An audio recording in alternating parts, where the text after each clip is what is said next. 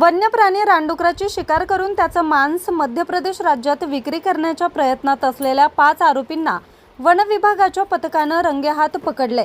या आरोपींकडून दुचाकी वाहने, मांसाचा साठा आणि शिकारीचं साहित्य जप्त केले। गोंदिया जिल्ह्यातील मुंडीपार येथील मुख्य आरोपी राजेश कुमरे याने जंगलात सेंट्रिंगच्या तारेचे फासे लावून रानडुकराची शिकार करण्याची योजना आखली। फासात रानडुक्कर अडकल्याचं दिसताच त्यानं गावातील रामलाल बोपसे याला 1000 रुपयांचं आमिष दाखवून मदतीसाठी बोलावलं। दोघांनी मिळून रानडुकराचे सुमारे 20 किलो मांस कापून गोणीत भरलं। त्यानंतर आरोपींनी मांसाच्या विक्रीसाठी मध्यस्थांशी संपर्क साधला।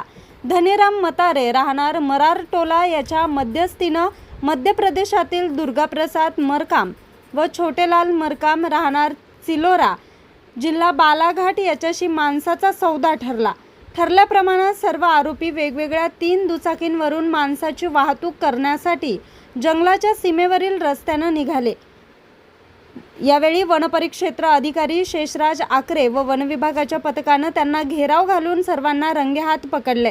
कारवाई दरम्यान रामलाल बोपसे हा घटनास्थळावरून पळून गेला होता, मात्र वन विभागानं शोध मोहीम राबवून त्याला मुंडीपार येथून ताब्यात घेतलं।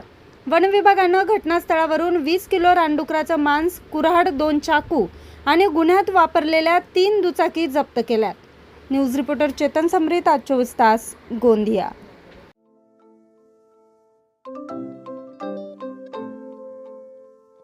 नवनवीन आणि ताज्या घडामोडींसाठी आज 24 तास सबस्क्राईब करा।